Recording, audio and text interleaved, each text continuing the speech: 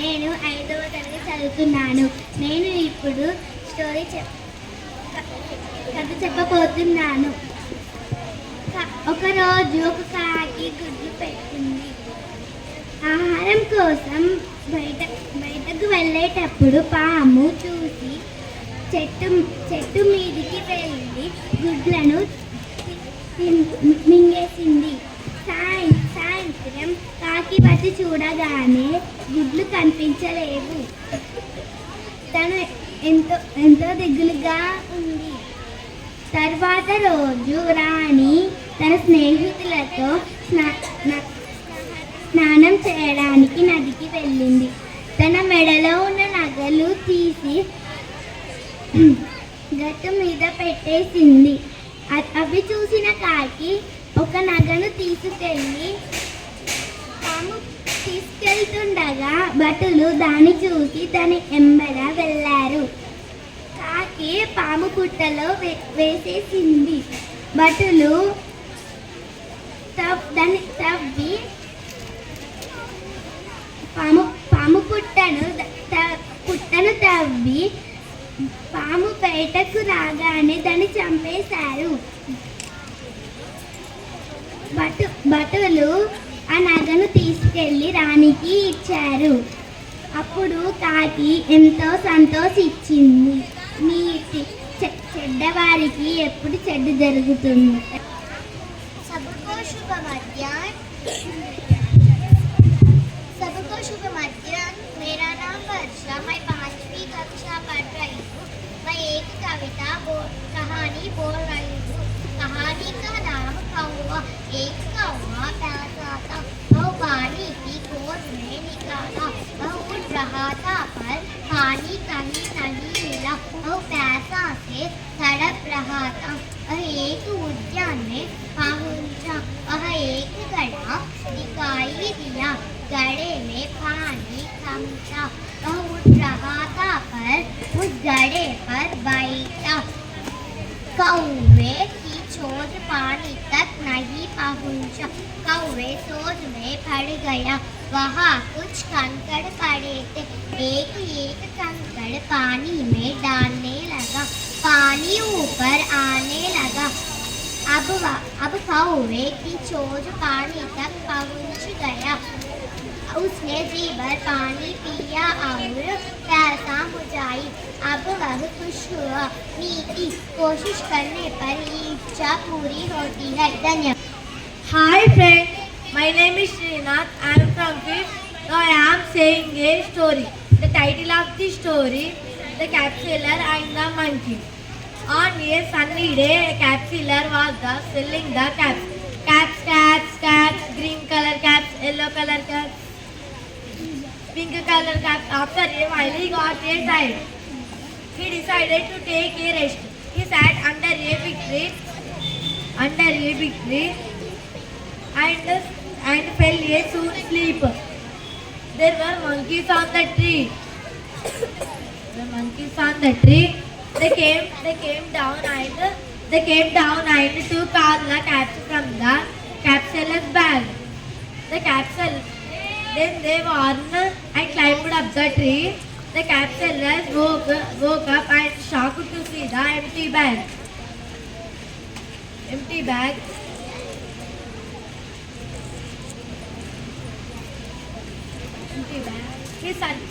He searched for his everywhere. He searched for his caps everywhere. He surprised to see that monkeys wearing them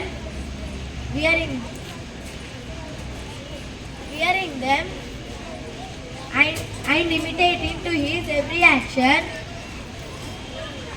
The caterpillar got an idea. His cap threw down and monkeys also did so, collecting the caps. The caterpillar went away happily. Moral of the story: clever thinking can easily solve problems. Thank you. Very good. నా పేరు దేవిక. నేను 5వ తరగతి చదువుతున్నాను. నేను ఇప్పుడు తెలుగు కథ చెప్పబోతున్నాను. ఒక అడవిలో ఒక సింహం ఉండేది. అక్కడ ఇక్కడే ఎలుక కూడా నివసించేది. ఒకరోజు సింహం చెట్టు కింద హాయిగా పడుకుంది. పక్కనే కన్నంలో ఉన్న ఎలుక అటు ఇటు పరుగెత్తుతూ సింహం కాలుకు తగిలింది. సింహానికి చాలా కోపం వచ్చింది. వెంటనే సింహం లేచి తన చేయితో ఎలుకను పట్టుకొని, నేను మృగరాజును, నువ్వు నా నిద్రకు భంగం కలిగిస్తావా? నేను ఏం చేస్తానో చూడు అని గర్జించింది. ఎలుక భయంతో, మృగరాజా, నన్ను ప్రాణాలతో విడిచిపెట్టు, ఎప్పుడైనా నీకు ఉపకారం చేస్తాను అని వేడుకుంది. ఎలుక మాటలకు సింహం పెద్దగా నవ్వి, నేను ఈ అడవి జంతువులకు రాజును, నువ్వు నాకు సహాయం చేస్తావా? నా వేడిడంత లేవు, నీతో నాకేం పని? అయినా జాలితో వదిలేస్తున్నాను, బ్రతుకుపో అని వదిలేసింది. చిట్టెలుక సంతోషంగా పారిపోయింది. కొన్నాళ్ళు గడిచాయి. ఒకనాడు సింహం వేటగాడి వలలో చిక్కింది. నన్ను కాపాడే వాళ్ళే లేరా అని దుఃఖించింది. అటువైపు పరిగెడుతున్న ఎలుక సింహాన్ని చూసి తనకు ప్రాణదానం చేసిన సింహంతో, అయ్యో మృగరాజా, ఎంత ఘోరం జరిగింది, మీరేం భయపడకండి, నా పళ్ళతో వలను కొరికేస్తాను అని వల తాళ్లను గబగబా కొరికింది. సింహం వల నుండి బయటకు వచ్చి ఎలుకను చూసి సిగ్గుపడి, నా వేలెడంత లేవని దూషించాను, అయినా నువ్వు నా ప్రాణాలని రక్షించావు, నన్ను క్షమించు అన్నది. ఆనాటి నుండి సింహం ఎలుక స్నేహంగా జీవించాయి. నీతి, ఎవరు ఎప్పుడు సహాయపడతారో తెలియదు, అందుకే ఎవరిని తక్కువ చేసి చూడరాదు. Hi friends, my name is Satvika. I am from 5th. Now I am telling about one story. The title of the story, The Bear and Two Friends. Once two good friends were walking a forest. Suddenly they saw a large bear coming towards them. They were frightened. One of the friends said, I will climb to the tree, but you run away, as you did not know how to climb the tree. The other one got an idea. He lay on the ground, but breathless as a dead person. The friend on the tree came down and asked his friend, what did the deer saw in your ear? The other one replied, the deer advised me not to believe a false friend. Moral of the story, the true friend is the one who helps you in any situation. Thank you. Very good, claps to her. Next participant is B. Satvik, Telugu story. Hi friends, my name is Bikaki. I am saying about Telugu story.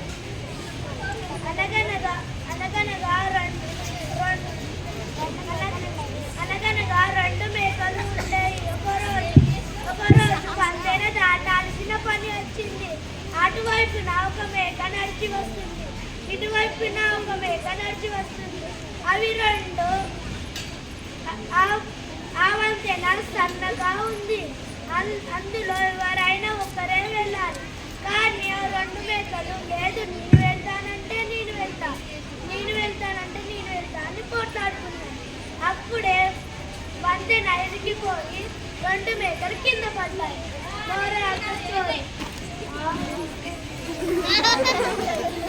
అవసరం లేని పనులు చేయబడదు.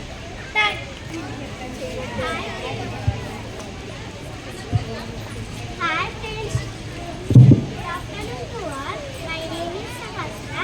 I am from Chennai. I would like to say a story. The title of the story is The Crown by the Peacock. Once upon a time, a peacock lived in a forest. He was very beautiful.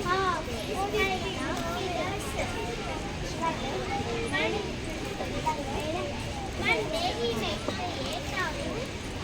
He said, how can I remember your pillars are bad like house? Nothing. That he said, make my pillars, they are so beautiful now. He said, how you pillars and make to dance the crowd. Nothing just then. A hunter comes that way on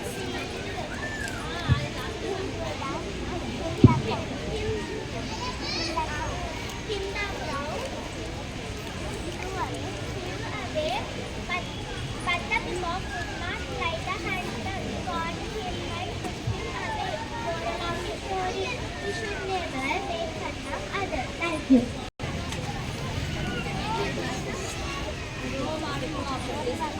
Hi friends, my name is Deepti. I am studying from 5th class. Now I am telling Telugu story. ధనదుడు అనే వ్యాపారి ఉండేవాడు. తన అంగడికి అవసరమైన సరుకులు కొని తీసుకురావడానికి నగరానికి బయలుదేరాడు. అతనికి ఒక్క బాటసారి తోడయ్యాడు. తాను కూడా అతడు వెళ్ళే నగరానికి వస్తున్నాడని చెప్పాడు. ధనదుడు సంతోషించాడు.